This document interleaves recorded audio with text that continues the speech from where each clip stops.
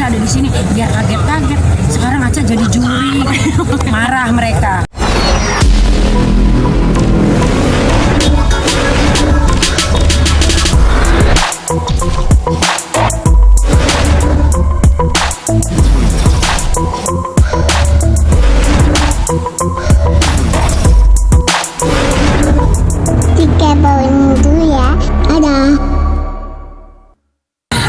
Abisnya gini ya, ini anak dia nggak tahu beneran tadi dia disuruh naikkan nyanyi ke atas panggung tuh beneran dia nggak tahu karena belum siap kan.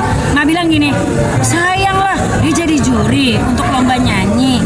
Nah dia harus nyanyiin lagunya dia pas hari ini launching. Iya dong, kan Ma hari ini Ma Vera mencari bakat. Jadi Ma itu akan buat Ma Vera mencari bakat seluruh Indonesia. Dimanapun Ma akan mencari bakat orang-orang yang bisa nyanyi ataupun bisa acting. Itu Ma akan cari gitu loh.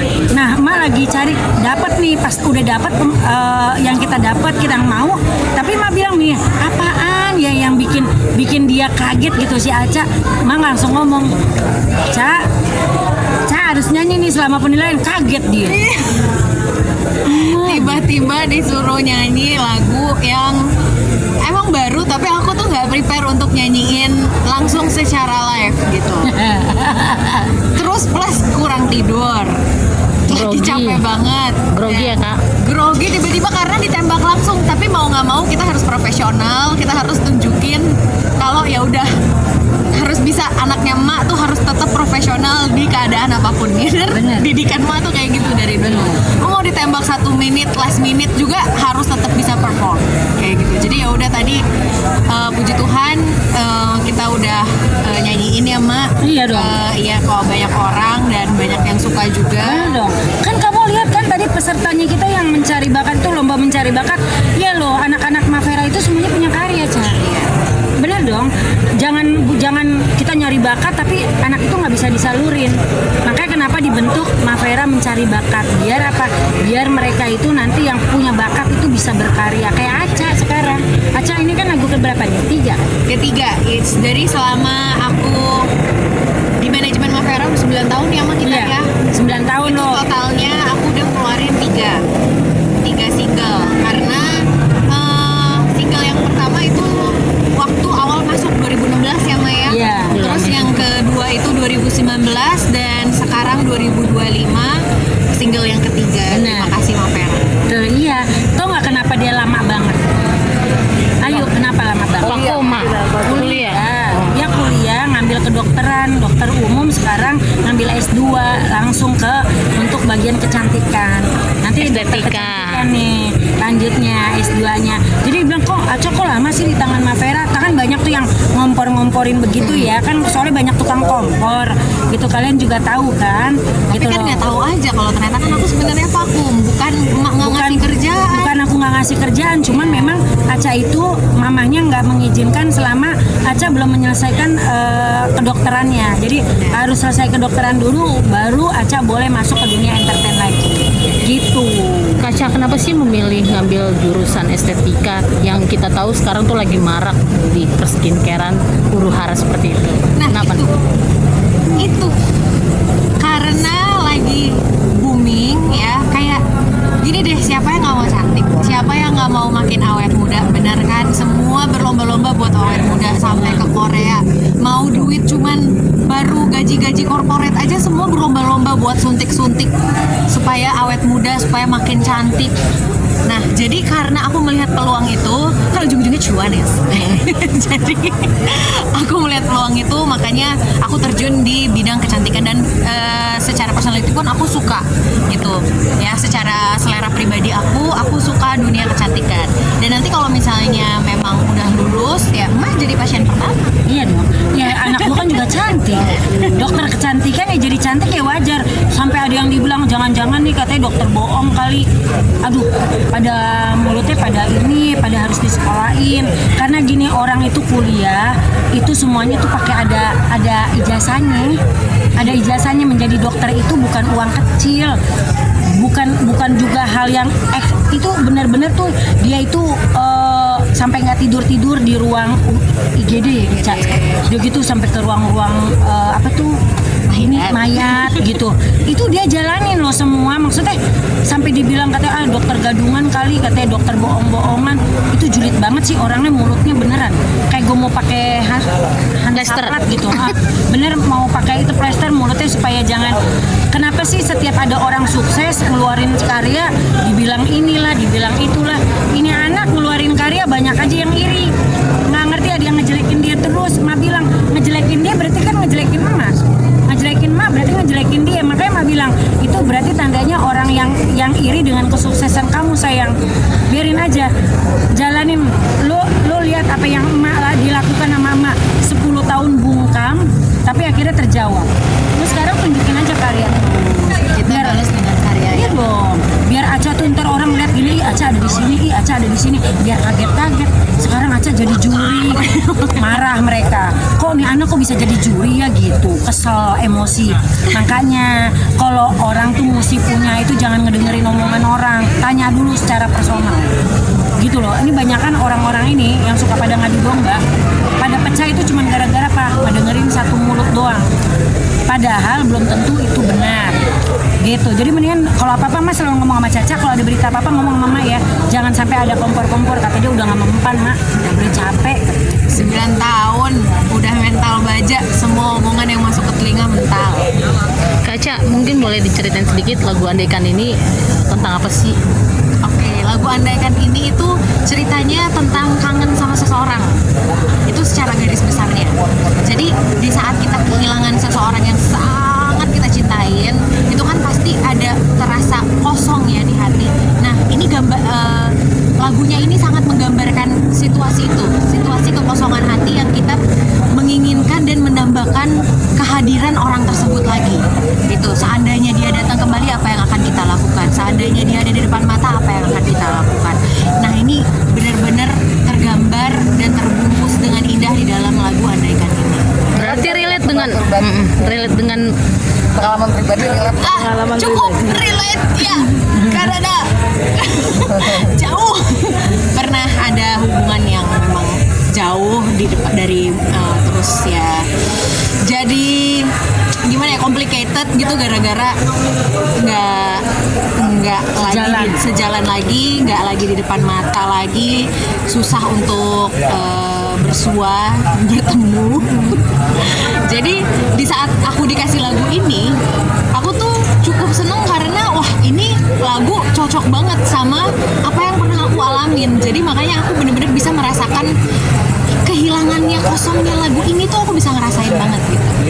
Itu penciptanya yang menciptakan lagu itu terinspirasi, apakah Kak Aca pernah cerita tentang pengalaman pribadi atau memang dia punya pengalaman pribadi yang seperti itu akhirnya mungkin cocok buat Kak Aca gitu. Nah kalau untuk menciptanya itu kan Mas Wawan ya. Iya. Mas Wawan itu temannya Mbak Vera yang punya Bebek Salaman. Iya bener ya? benar, iya Mas Nah, Wawan. Mas Dia punya Wawan. pengalaman pribadi, benar. Benar, Dia berarti- dari cerita kisah itu, Ca. Gitu. Dibantu juga komposernya Mas Ari kan. Ininya apa namanya? Aransemennya Mas Ari. Aransemennya Mas Ari. Kalau menurut aku sih kayaknya cerita hidup dia Tapi dituangkan ke dalam sama lagu, sama tapi Aca. ternyata sama. Jadi makanya aku melihatnya kayaknya lagu ini benar-benar bisa relate ke banyak orang gitu. Apalagi untuk orang-orang yang lagi ditinggal di saat lagi sayang-sayangnya, itu kan sakit banget ya.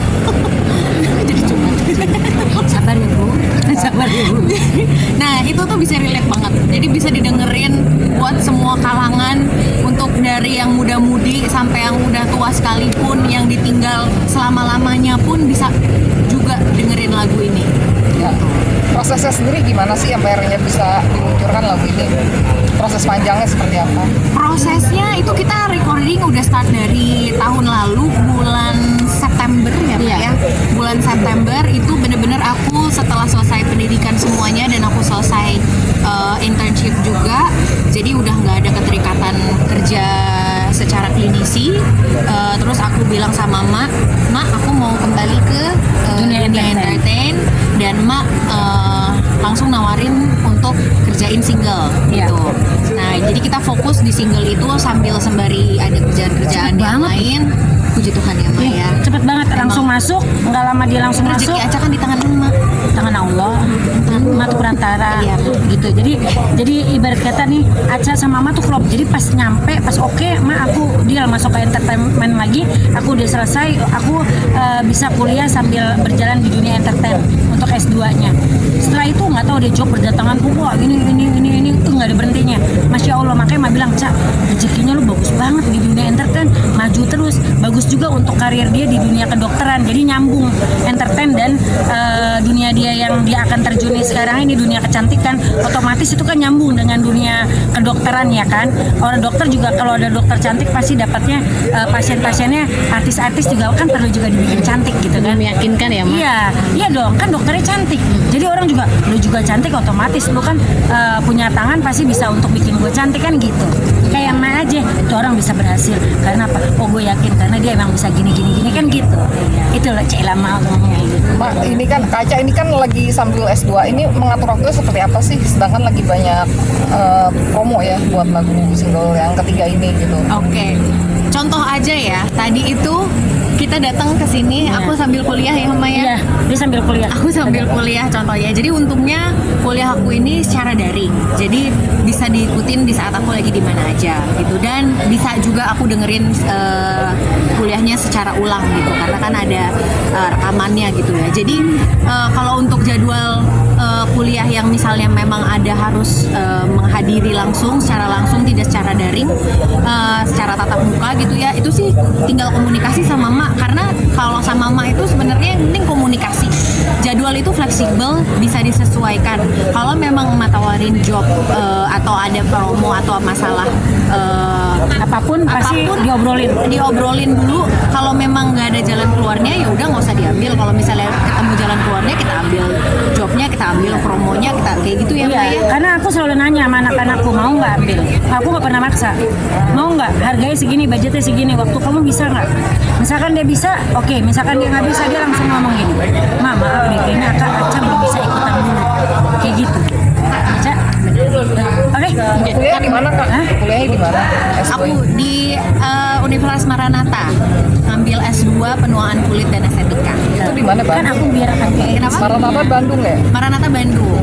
Jadi nanti ada sesekali aku akan ke Bandung. Nah itu kan pasti akan dibicarakan lagi ya ke Mak apakah nanti mengganggu jadwal pekerjaan atau enggak seperti itu. Itu pasti semuanya diomongin sama Mak. Oke, untuk kuliah S2-nya udah berjalan berapa lama? Baru kan baru masuk nih semuanya. Rencananya kalau udah lulus, udah selesai kuliahnya, mau buka klinik sendiri atau nginduk ke klinik orang atau Kalau ada rezeki sih buka sendiri, Kalau ada Nek. rezeki yang kita nggak tahu tiba-tiba ketiban duren ya kita ya. Amin. Kalau bisa sih bikin sendiri, maksudnya biar bisa ini loh tempat kecantikannya Aca gitu, dokter Aca, Ivana gitu. Ya nggak? Iya dong. Nanti di promoinnya Oma Vera lagi. Malagi. Ya. Oke, Mama selalu untuk ada untuk anak-anaknya. Oke, mungkin harapannya Kak untuk Harapan Aca, Mama Aca. dengan adanya lagu ini, harapan Ma dengan ada lagu single Aca yang ketiga ini, Aca semakin banyak karyanya, semakin sukses dan banyak jobnya. Di mana-mana kalau bisa, kalau manggil Aca itu bisa MC, bisa nyanyi, bisa acting, apa aja dia bisa. Pokoknya ini anak semuanya anak Emma Vera itu multi talenta. Saya nggak bisa lo ngomongnya. Itu Nggak belibet. Kak Aca sendiri? harapannya lagu ini yang pasti bisa diterima di telinga semua orang yang pecinta musik. Terus kalau bisa booming ya Maya. Semoga ada jalan juga. Ini menjadi pintu untuk aku ke karya-karya yang selanjutnya. Semakin banyak job-job lainnya ya Maya. Dengan adanya karya ini, semoga juga karya ini menjadi bukti bahwa manajemen berada di manajemen Mavera itu kita bukan bikin sensasi, tapi kita kerjanya bikin karya. Amin. Kita berprestasi sayang, jauhkan sensasi karena sensasi itu kayak narkoba. Makanya jauhi narkoba, jauhi sensasi. Assalamualaikum. Kaca, ini kan investasi. Oke.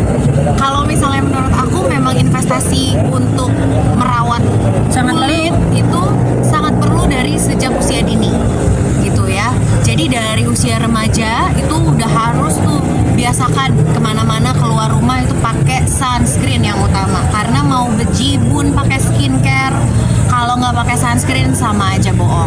Kulit akan menjadi lebih cepat tua, lebih cepat lesu, lebih cepat kusam kayak gitu. Jadi investasi menjaga kecantikan kulit itu mau cewek mau cowok itu sangat penting, dimulai dari usia remaja.